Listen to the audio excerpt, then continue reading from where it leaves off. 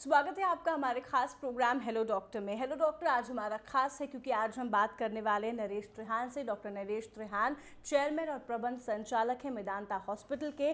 साथ ही साथ अभी तक का इनका जो करियर रहा है वो बताने की ज़रूरत नहीं है कि कितनी सर्जरीज इन्होंने की है। कहीं मैंने सुना कि 1 लाख से ज़्यादा सर्जरीज इन्होंने करनी शुरू कर दी, उसके बाद अपनी गिनती बंद कर दी है। बहुत बहुत स्वागत है आपका doctor Naresh Trehan. Thank you. सबसे पहले आपसे जो बातचीत हम करेंगे वो 3 हिस्सों में आज की बातचीत कर लेते हैं। सबसे पहले हम आपके बारे में जानना चाहेंगे, आपको मोटिवेशन कहाँ से मिला, क्योंकि आपका अब तक का काफ़ी लंबा सफ़र रहा है। आप पहले बाहर थे, अब्रॉड रहे, यूएसए में थे, उसके बाद इंडिया आए और काफ़ी काम आपने इंडिया में किया है और आगे भी आपके विजन्स कई सारे हैं। सब चीज़ों के बारे में जानेंगे एक इंसान को कितना ज़रूरी है अपने हाथ का ख्याल रखना, किस उम्र में कैसे आप अपने हाथ का ख्याल रखें, और साथ ही साथ जानेंगे कि गवर्नमेंट से कितनी सपोर्ट की ज़रूरत है और जो गरीब तबका है उसको कैसे हेल्थ फैसिलिटीज़ मिल पाएंगी भारत में। तो आइए शुरुआत करते हैं इस खास बातचीत को। डॉक्टर नरेश त्रिहान हमारे साथ हैं। डॉक्टर, सबसे पहले यही जानना चाहेंगे कि आपको मोटिवेशन कैसे मिला? जब मैं लखनऊ में पढ़ रहा था किंग जॉर्जेस मेडिकल कॉलेज में, तो हमारा ये बहुत ही फ्रस्ट्रेशन होती थी कि हम देखते थे कि लोग बीमार हैं पर हमारे पास उनको ठीक करने के साधन नहीं है। ये भी एहसास था कि अमेरिका में, यूरोप में शुरुआत हो गई है जैसे हार्ट की बीमारी खास करके, कि क्योंकि हमारे यहाँ माइट्रल वाल्व की डिज़ीज़ बहुत ज़्यादा होती है, वो बंद होने से लोगों का सांस फूलने लगता है, आहिस्ते आहिस्ते वो ऊपर चले जाते हैं। और उसकी ये फ्रस्ट्रेशन देखते हुए कि हमारे सामने ऐसा हो रहा था, मैंने सोचा कि अगर जो मैं जाके अमेरिका से सब सीख के आऊँ तो अपने लोगों को भी ये सुविधा उपलब्ध हो सकती है, उनको राहत मिल सकती है ऐसी भयंकर प्रॉब्लम से। इस विचार से मैं गया था अमेरिका। वहाँ पे मैंने पूरी ट्रेनिंग पाई। 7 साल सर्जरी की ट्रेनिंग हुई, कार्डियक सर्जरी की। तो जब मैं वहाँ पे पूरा अकम्प्लिश हुआ, अपने बोर्ड्स कर लिए, तो न्यूयॉर्क यूनिवर्सिटी जहाँ मेरी ट्रेनिंग चल रही थी वहाँ पे उन्होंने बोला कि यहाँ आप प्रोफेसर बन जाओ और यहाँ पे टीचिंग करो, रिसर्च करो और सर्जरी सिखाओ लोगों को। तो ये बहुत अच्छी चीज़ थी। पर तभी से मेरा ख्याल था कि हिंदुस्तान कैसे वापस आया जाए, जिस लक्ष्य से मैं गया था वहाँ पे। तो देखा कि हिंदुस्तान में कोई ऐसा हॉस्पिटल ऑलरेडी एग्जिस्टिंग नहीं है जिसके अंदर ये जो पूरी हार्ट की ट्रीटमेंट है, जैसे कार्डियोलॉजी है, कार्डियक सर्जरी है, रिसर्च है, ट्रेनिंग है, कि वहाँ हो सके। तो उसी कमी की वजह से एक पूरा हॉस्पिटल बनाया गया, हार्ट इंस्टीट्यूट बनाया गया। बिल्कुल डॉक्टर, अब ये जो सफ़र है, ये जो आपका बड़ा विजन है, वो कहीं ना कहीं छोटे जगहों पर भी जा रहा है। बिहार की हम बात कर लेते हैं। अब आप बिहार भी हैं, तो अब बिहार आने के पीछे की मकसद क्या रही आपकी? क्योंकि बिहार आप आए हैं और काफ़ी लंबे समय से ये बातचीत चल रही है और काफ़ी लंबे समय से आप कोशिश कर रहे हैं कि बिहार में भी वो मेडिकल फैसिलिटीज़ हों। जब मेदांता की स्थापना हो गई और दुनिया के सबसे बेस्ट डॉक्टर वहाँ साथ आ गए एक ही प्लेटफॉर्म पर, और उन्होंने ये भी साबित कर दिया कि हम दुनिया से आगे ही हैं, पीछे नहीं हैं, तो मेरा ये, हमारा सबका कलेक्टिव ये ख्याल था कि जो अंडर सर्व्ड लोग हैं, जैसे यूपी की 20 करोड़ पॉपुलेशन है, बिहार की 16 करोड़ पॉपुलेशन है, और इनके लिए वो सुविधाएँ उपलब्ध नहीं हैं, क्योंकि इनको 500,000 किलोमीटर चल के हमारे पास आना पड़ता है अपना इलाज कराने। जैसे हमारे यहाँ हार्ट सर्जरी की सबसे उच्च ट्रीटमेंट्स हैं, किडनी की ट्रांसप्लांट्स हैं, लिवर ट्रांसप्लांट है, कैंसर की ट्रीटमेंट है, और ख़ास करके आप देखते हैं कि टोबैको से जो ओरल कैंसर है उसके तो बहुत ही बढ़िया टीम्स हैं हमारे पास। तो इन सब को मिलाते हुए हमने ये सोचा कि अब इसको, क्योंकि हम सब इकट्ठे हैं, हमने ट्रेनिंग भी शुरू कर दी लोगों की कि इसको हम और स्टेट्स में ले जाएं। तो स्टेट्स जो मेरे दिमाग में थी कि जिनको सर्विसेज नहीं है, वो मध्य प्रदेश, उत्तर प्रदेश और बिहार और झारखंड। बिल्कुल, जो सुविधाएं बाहर जाकर ले पा रहे थे, जो हेल्थ फैसिलिटीज़ बाहर के शहरों में मिल रही थी, वो हेल्थ फैसिलिटीज़ अब बिहार में लोगों को मिल पाएंगी। और कई सारे ऐसे केसेस भी देखे गए डॉक्टर त्रिहान जहां पर इमरजेंसी केसेस में अच्छी मेडिकल फैसिलिटीज़ नहीं मिलने की वजह से लोगों की जान तक चली जाती है। ऐसे में वो सफ़र लोगों को अब तय नहीं करना पड़ेगा और उसकी कॉस्ट कम हो जाएगी, क्योंकि जो एक तो उसकी जो ट्रीटमेंट की कॉस्ट भी कम है यहाँ, और दूसरे जो लोगों को साथ इतनी दूर जाना पड़ता था, खर्चा करके बाहर रहना पड़ता था 2-2 3-3 हफ्ते, उसकी ज़रूरत नहीं पड़ेगी। तो इसीलिए ये मेरे को बहुत आज खुशी है कि ये जो आज कदम हम लेने जा रहे हैं, इसका शिलान्यास करने वाले हैं, कि इससे बहुत जो हम मेरे तो जहन में शुरू से था कि बिहार में बनाना है, पर आज के दिन खुशी का मौका है कि वो 5 साल का प्रयास आज पूरा हो रहा है। और ये आने वाले, क्योंकि हमने ये भी कंडीशन दिया है कि 2 साल के अंदर मेदांता यहाँ शुरू हो जाएगा। बिल्कुल, तो 2 साल का सफ़र जो है वो तय करने के बाद मेदांता लोगों के सामने होगा और अभी इसकी नींव रखी जा रही है। डॉक्टर साहब, कुछ और सवालों के बारे में भी आपसे बातचीत करेंगे। आपके सफ़र को हमने जाना, बिहार में मेदांता आ रहा है, 2 साल के इंतजार के बाद लोगों को वर्ल्ड क्लास हेल्थ फैसिलिटीज़ के मामले में मेदांता को माना जाता है, तो वो चीज़ें भी बिहार के जो लोग हैं वो अवेल कर पाएंगे। लेकिन फिलहाल यहाँ पर रुक रहे हैं एक छोटे से ब्रेक के लिए। ब्रेक के बाद जब वापस लौट कर आएंगे हेलो डॉक्टर में, तो बातचीत होगी कि कैसे आप अपने दिल का ख्याल रख सकते हैं, कैसे हार्ट डिजीज़ से बच सकते हैं।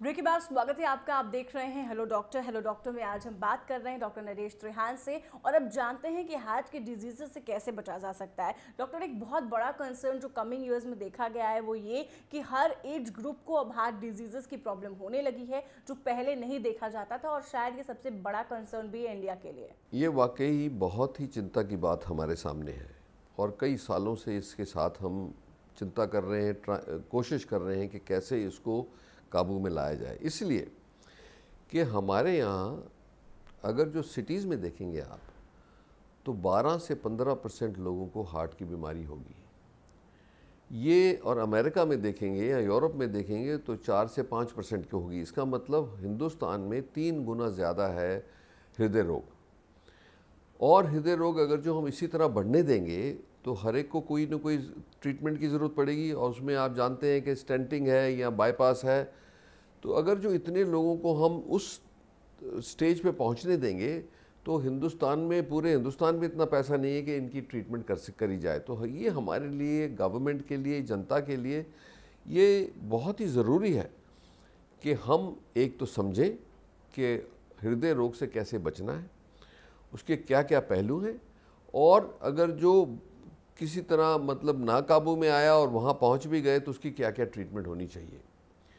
तो पहली बात आप ये देख रहे हैं कि जेनेटिकली, मतलब हिंदुस्तानी को टेंडेंसी है ऑलरेडी।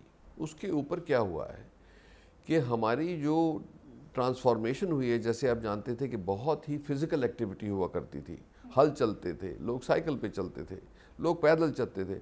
अब वो साइकिल की जगह मोटरसाइकिल आ गई, कारें आ गई, बसेस आ गई। सो क्या हुआ है कि फ़िज़िकल एक्टिविटी, और ट्रैक्टर आ गए, सो फिज़िकल एक्टिविटी बहुत कम आ गई। हाँ, उसके साथ साथ कुछ प्रॉस्पेरिटी भी आई हमारे में, ये तो अच्छी बात है, पर उसके साथ हमारा खान पान जो है वो बहुत ही तेल में रिच है, फैट जिसको कहते हैं। उसमें हम हर चीज़ में घी डालना चाहते हैं, हर तली हुई चीज़ का शौक़ है। अगर जो पकौड़े की प्लेट सामने आ गई तो पूरी प्लेट ही खा जानी है, एक समोसे से काम नहीं चलता, पराठे खाने हैं। तो ये खान पान से हमारे को और डबल प्रॉब्लम हो गया। एक तो जेनेटिकली प्रोपेंसिटी थी ही, फिज़िकल एक्टिविटी भी कम हो गई, और खान पान बहुत रिच हो गया। ख़ास करके आप देखेंगे हमारी बहुत सोशल कम्युनिटी है, कहीं शादी हो रही है, किसी के बच्चा हुआ है, किसी के सगाई हो रही है, कोई पास हो गया, तो हर चीज़ को सेलिब्रेट करा जाता है तली हुई चीज़ों से और स्वीट से। तो इसीलिए 2 प्रॉब्लम हमारी कंट्री में बहुत ज़्यादा हो गए हैं। इसको हम कहते हैं capital of the world. India heart disease का कैपिटल है और डायबिटीज़ का कैपिटल है। अब ये दोनों को मिला के, और जिनको डायबिटीज़ है उनको हार्ट की प्रॉब्लम होना भी डबल हो जाता है चांस, उनको किडनी प्रॉब्लम भी होती है, हर चीज़ हो सकती है, पर हृदय रोग उनका डबल हो जाता है।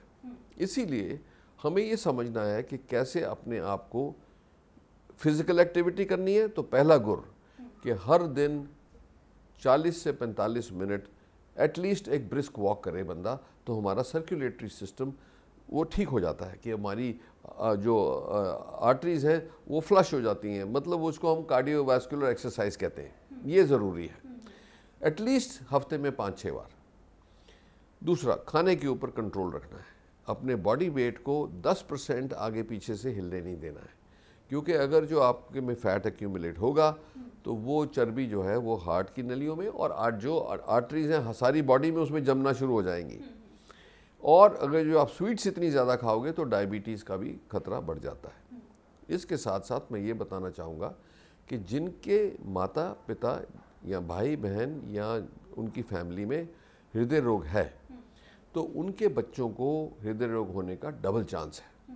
तो उनको तो और भी चौकन्ना रहना है कि अपना चेकअप काफ़ी जल्दी करा लें। 25 साल से और 30 साल के बीच में सबका एक चेकअप हो जाना चाहिए, जिसके अंदर हम देख लें कि हमारे अंदर हमारा कोलेस्ट्रॉल लेवल क्या है, ब्लड प्रेशर की टेंडेंसी तो नहीं है, डायबिटीज़ की टेंडेंसी तो नहीं है, वेट क्या है, अगर जो कुछ कम करना है फैट कंटेंट तो कैसे करना है। अगर जो हम इतना सा ही थोड़ा सा अपने ऊपर तवज्जो देंगे तो आप बहुत हद तक 70% अपने आप को हार्ट डिजीज़ से बचा सकते हैं। बिल्कुल डॉक्टर, अभी की बात अगर हम करें तो कौन सा ऐसा जनरेशन है या कौन से मेल फीमेल की भी बात कर ले तो सबसे ज़्यादा प्रभावित हार्ट डिजीज़ की वजह से कौन से लोग हो रहे हैं?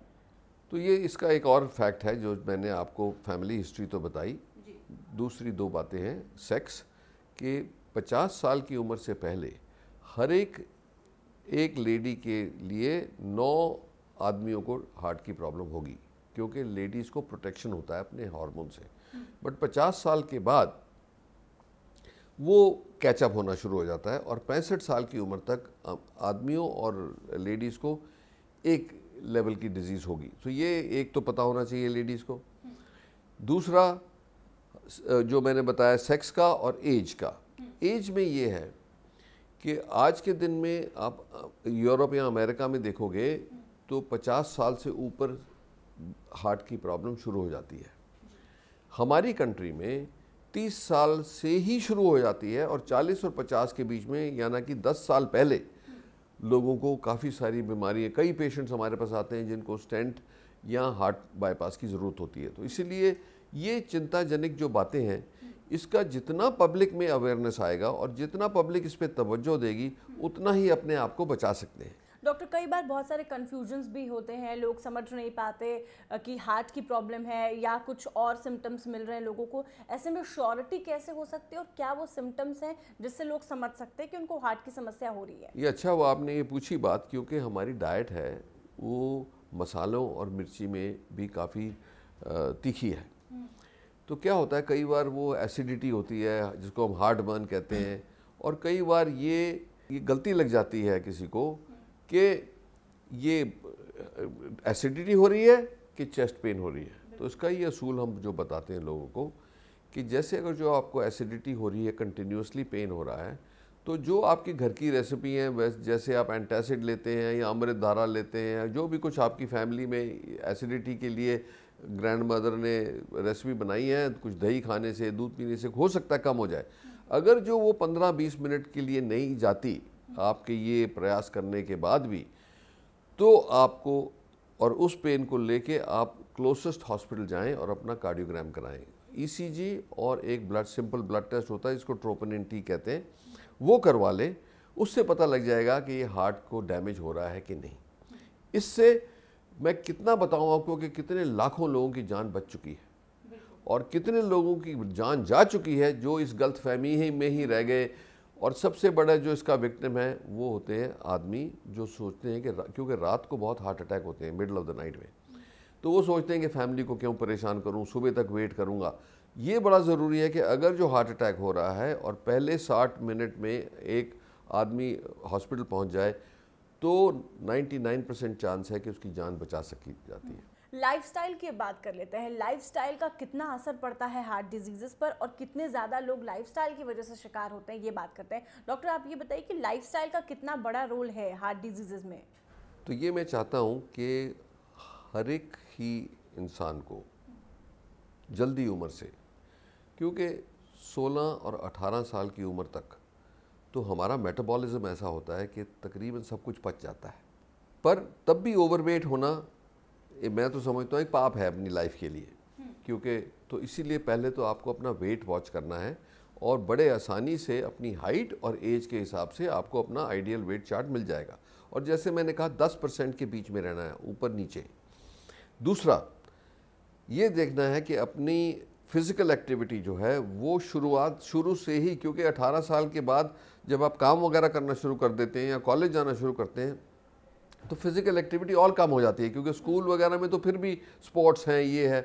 तो उस टाइम आपको अपनी फ़िज़िकल एक्टिविटी उठानी है, या तो स्पोर्ट्स कंटिन्यू करें या 45 मिनट सुबह अपनी फ़िज़िकल एक्टिविटी जिसको हम कार्डियोवैस्कुलर एक्सरसाइज कहते हैं, जैसे मैंने बोला कि 40 मिनट आप ब्रिस्क वॉक करोगे, ट्रेडमिल पे करो, बाग में करो, कहीं दौड़ लगाओ, वो होना ज़रूरी है। बिल्कुल डॉक्टर, अब सेडेंट्री लाइफस्टाइल हो गई है, ऐसे में डाइट भी, यंग जनरेशन को कोई मैसेज देना चाहेंगे आप? देखो यंग में क्या है, एक तो आज की यूथ में आप जैसे तली हुई चीज़ें तो बात अलग है, और जैसे कोई पार्टी होती है या कुछ होता है, आप अल्कोहल पी लेते हैं तो उनको वैसे ही अपना डिफेंस डाउन हो जाता है। तो उसके बाद ये है कि जो अल्कोहल पिएगा उसको सॉल्टी चीज़ों का ज़रूर ख्याल और तली हुई चीज़ों का शौक़ पड़ेगा। तो अपने आप को ये कॉन्शियस में रखना है कि अगर जो मैं एक तो ज़्यादा ड्रिंक करना नहीं, हम अलाउ करते हैं सिर्फ 2 छोटी ड्रिंक, मैक्सिमम 3-4 दिन हफ्ते में, ये नहीं कि 2 दिन भूल जाओ तो तीसरे दिन सारी पी लो, ये भी अलाउड नहीं है। और उसके बाद तली हुई चीज़ें और सॉल्टी चीज़ें नहीं खानी है, क्योंकि सॉल्टी चीज़ों से हाई ब्लड प्रेशर होता है, तली हुई चीज़ों से हृदय रोग होता है। तो ये अगर जो अवेयरनेस हमारे सारे यूथ में आ जाए और शुरू से ही आप अपना कुछ कॉन्शियसनेस से रहें, तो बहुत हद तक आप हेल्थी रहेंगे। आपको अगर जो जैसे डायबिटीज़ हो गई तो किडनी खराब, बोन्स खराब, ब्रेन में भी प्रॉब्लम स्लो हो जाता है। एक समस्या के बाद तमाम समस्याएं जो है, हेल्थ इश्यूज जो है वो सामने आने लगते हैं। एक छोटे से ब्रेक के लिए यहाँ रुक रहे हैं, फौरन लौटेंगे तो बात करेंगे कुछ और भी हेल्थ इश्यूज की और जानेंगे कि हार्ट डिजीजेस से कैसे बच सकते हैं आप और क्या है वो टिप्स हेल्दी रहने के।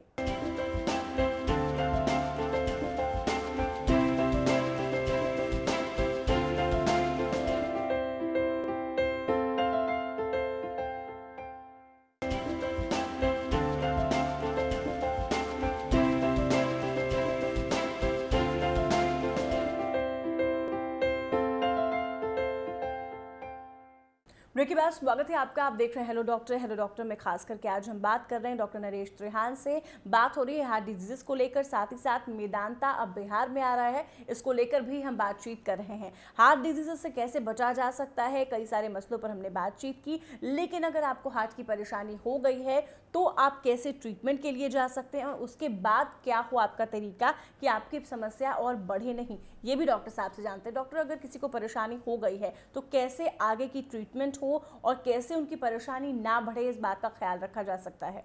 तो पहले तो हम रेकमेंड करते हैं कि 30 साल की उम्र से पहले, और जिन लोगों की फैमिली हिस्ट्री है हार्ट की प्रॉब्लम की, हृदय रोग की, उनको 25 साल पे अपना पहला चेकअप करा लेना चाहिए। उसमें रिस्क फैक्टर आ जाएंगे ऑलरेडी। अच्छा, तो प्रिवेंशन तो उससे हो गया। फिर ये है कि किसी को अब चेस्ट पेन होने लगा, जिसको हम एंजाइना कहते हैं। वो चेस्ट पेन अगर जो फिज़िकल एक्टिविटीज़ है, तेज़ चल रहे हैं आप, सीढ़ियाँ चढ़ रहे हैं, खाना खा के चल रहे हैं, अगर जो चेस्ट पेन लेफ़्ट साइड पे या बाँह में होता है, तो इसलिए उन लोगों को चौकन्ना होना है कि मुझे शायद एंजाइना हो रहा है। अगर जो एंजाइना हो रहा है उसको इग्नोर नहीं करना है और पूरा अपना चेकअप कराना है, क्योंकि हमारे पास स्ट्रेस टेस्ट हैं और कई थैलियम स्कैन वगैरह हैं जिससे हम पता कर लेते हैं कि ये जो चेस्ट पेन हो रहा है ये हृदय रोग है कि नहीं है। तो अगर जो हृदय रोग निकल आया कि ट्रेडमिल टेस्ट आपका पॉजिटिव आ गया, तब उसका एंजियोग्राफी करना चाहिए। देखने के लिए 2 तरीके की होती हैं, एक सीटी एंजियो होता है, दूसरी एंजियो वो डॉक्टर डिसाइड करेगा कि कौन सी एक पेशेंट के लिए बेहतर है। उसको करा के पता लग जाएगा कि अंदरूनी क्या ब्लॉकेज आए हैं जिसकी वजह से ये एंजाइना हो रहा है, और उस ब्लॉकेज की क्या महत्व है कि उससे लाइफ को खतरा है कि नहीं। अगर जो लाइफ को खतरा नहीं है तो उनको दवाइयों से ट्रीट किया जा सकता है और अग्रेसिव ट्रीटमेंट करें, जिसको हम रिवर्सल ऑफ हार्ट डिजीज़ कहते हैं। ये सुविधा आज उपलब्ध है और इससे कई लोगों को कुछ आगे चलने की ज़रूरत नहीं पड़ेगी ट्रीटमेंट की, तो इसी में हम कंट्रोल कर लेते हैं। दूसरा है कि बढ़ गई है ब्लॉकेज, ऐसी 1-2 ब्लॉकेजेस आ गई जो क्रिटिकल हो गई हैं, तो और एंजियोग्राफी पे पता लगता है तो मोस्टली उनका एक छल्ला जिसको स्टेंट कहते हैं हम, उससे उसका इलाज हो सकता है कि उसको खोल दिया जाए। फिर उसको फॉलो अप करते हैं हम क्लियरली कि मतलब वो फिर तो नहीं ब्लॉकेज हो रहा, क्योंकि स्टेंट का ये चांस होता है कि फिर ब्लॉकेज आ सकता है। अगर जो ब्लॉकेजेस इतनी बढ़ गई हैं कि उनके लंबी लंबी ब्लॉकेजेस हैं, मल्टीपल ब्लॉकेजेस हैं, स्टेंट के लिए सूटेबल नहीं है, तो उनका इलाज बाईपास होता है। तो फिर बाईपास करते हैं, और आज के दिन में बाईपास का और स्टेंट का खतरा जो है वो 1% से कम है। 99.5% आपकी लाइफ फिर भी बच सकती है, इसके बावजूद भी कि ब्लॉकेज बहुत बढ़ गया है। तो वो करवाने में बहुत ज़रूरी है कि एक तो एक्सपर्ट से करवाई जाए, दूसरा अगर जो कोई शक हो तो सेकंड ओपिनियन ले ली जाए कि आप अपने आप को तसल्ली दे लें कि हाँ ज़रूरी है ये करवाना कि नहीं, ये बात है। उसके बाद आपको ये देखना है कि जो जिनकी उससे भी ज़्यादा बढ़ के हार्ट को डैमेज हो जाता है, जैसे डायबिटीज़ जिनको होती है उनको चेस्ट पेन नहीं होता, उनको बहुत ज़्यादा केयरफुल रहना पड़ता है कि उनके टेस्ट रेगुलरली होते जाएं, क्योंकि उनको वार्निंग नहीं मिलेगी, सीधा हार्ट डैमेज होता जाएगा और सांस फूलने लगेगा। तो अगर जो लोग आते हैं हमारे पास जो इस सिचुएशन में पहुंच गए कि सांस फूलने लगा, हार्ट का जो फंक्शन है वो 25% 20% ही रह गया, तब उनके लिए स्पेशलाइज्ड ट्रीटमेंट करते हैं। उसमें भी बाईपास और स्टेंट मिला के हम उनको आज के दिन उनको भी हम काफ़ी राहत दे सकते हैं और काफ़ी लंबी उम्र उनकी करा सकते हैं, पर उनको पहुंचना चाहिए ठीक टाइम पे। तो ये तो हो गया कि ये क्या करना है। उसके साथ साथ जब आप बात करते हैं मेदांता की बिहार आने की, जैसे मैंने पहले कहा, ये मेरी लाइफ लॉन्ग इच्छा रही है कि जहाँ पे ये सुविधाएं उपलब्ध नहीं है वहाँ करी जाएं। तो मेदांता में हार्ट का बहुत बड़ा सेक्शन है, फिर हमारा कैंसर का, न्यूरोसर्जरी का, बोन एंड जॉइंट का, और बाकी कई डायबिटीज़ वगैरह सब चीज़ जो है इकट्ठी यहाँ उपलब्ध होगी। और वही वर्ल्ड क्लास फैसिलिटीज़ यहाँ भी अब लोगों को मिल पाएंगी जल्द ही। हाँ, वही हमारा प्रयास है कि कोई जगह ये नहीं है, लाइफ तो सबकी एक सी है, चाहे वो दिल्ली में रहे, चाहे बिहार में रहे, चाहे विलेज में रहे। तो हमारे को तो उसी पैरामीटर से देखना। दो प्रिंसिपल से मैं काम करता हूँ। एक ये है कि हर एक आदमी, चाहे अमीर चाहे गरीब चाहे कहीं का रहने वाला हो, उसकी लाइफ की वैल्यू सेम है। दूसरा ये है कि अगर जो आप ट्रीटमेंट कर रहे हैं और हर पेशेंट को आप ऐसा सोचेंगे कि ये मेरा रिलेटिव है, भाई है, बहन है, माता पिता या रिलेटिव है, तो उसको आप अपना पूरा मन से ठीक इलाज करोगे और पूरी तरीके से करोगे। अगर जो ऐसा आप करोगे तो पेशेंट एक तो थैंक यू करेगा क्योंकि वो बच जाएगा, दूसरा उसको भी अच्छी फीलिंग होगी कि डॉक्टर ने मेरा इज्जत से काम किया और मेरे पास, और मेरा दूसरी बात यह है कि जेब में 2 पैसे बच जाएं तो और भी अच्छा है। डॉक्टर, आपने किसी इंटरव्यू में ये भी कहा था कि बहुत तकलीफ होती है जब आप देखते हैं कि किसी गरीब का पैसे की वजह से इलाज नहीं हो पा रहा है। ऐसे में क्योंकि बिहार में मेदांता आ रहा है, तो क्या हेल्थ फैसिलिटीज़ के साथ साथ लोगों के लिए कुछ सुविधाएं भी होंगी जो उस तबके के लोग हैं जो ये फैसिलिटीज़ अवेल करने में शायद कतराएं? हाँ, ज़रूर है। 25% हमने ये सेक्शन रखा है जिसमें गवर्नमेंट के साथ मिलके जिन लोगों की वो अफोर्ड नहीं कर सकते, तो हमने आधे से रेट्स पे भी गवर्नमेंट के साथ ये स्कीम बनाई है कि वो गवर्नमेंट भी उनको हेल्प करेगी, हम भी हेल्प करेंगे और उनका इलाज भी होगा। और इसके बावजूद एक बार स्थापना हो जाएगी यहाँ पे, उसके बाद हम सैटेलाइट सेंटर्स भी खोल सकते हैं, टेलीमेडिसिन भी कर सकते हैं, जिससे लोगों को अपनी विलेजेस में भी एडवाइस दी जा सकती है। तो ये इसके सेकंड स्टेप्स हैं। अच्छा, मोबाइल सिस्टम्स भी हमने बनाए हैं कि जो विलेजेस में नहीं पहुंच सकती सुविधा उसको पहुंचाया जाए। तो गवर्नमेंट के साथ मिलके कई चीज़ें करी जा सकती हैं जिससे मेदांता अपना हाथ लगा के साथ साथ गवर्नमेंट के ये सर्विसेज सारे बिहार में इवेंचुअली पहुंचाएं। तो ये शुरुआत है आज के दिन, तो वो महत्वपूर्ण है कि आज के दिन ये काम शुरू होगा। तो 2 साल के बीच में ही हमें ये हॉस्पिटल की स्थापना करनी है, खोल देने हैं दरवाजे, और उसके बाद जल्द ही ये सारा प्रोग्राम रोल आउट होगा। तो हेलो डॉक्टर में नरेश त्रिहान हमारे साथ जुड़े, और मेदांता भी जल्द हमारे बीच होगा, बिहार में होगा, जहां पर वर्ल्ड क्लास हेल्थ फैसिलिटीज़ जो है वो लोगों को दी जाएंगी। हार्ट डिजीज़ के साथ साथ कई और जटिल रोगों का भी इलाज होगा, जिससे कि लोगों को थोड़ा किफ़ायती भी पड़े और बाहर ना जाना पड़े, और उनकी जो हेल्थ इशूज़ हैं वो यहीं पर बिहार में रहते हुए सॉल्व हो जाए। हेलो डॉक्टर के सफ़र में आज के लिए इतना ही। नरेश त्रिहान का बहुत बहुत शुक्रिया हमारे साथ जुड़ने के लिए डॉक्टर साहब आपका। फिर होगी आपसे मुलाकात जहाँ बात करेंगे एक और नए हेल्थ इशू की। तब तक के लिए दीजिए इजाज़त, नमस्कार।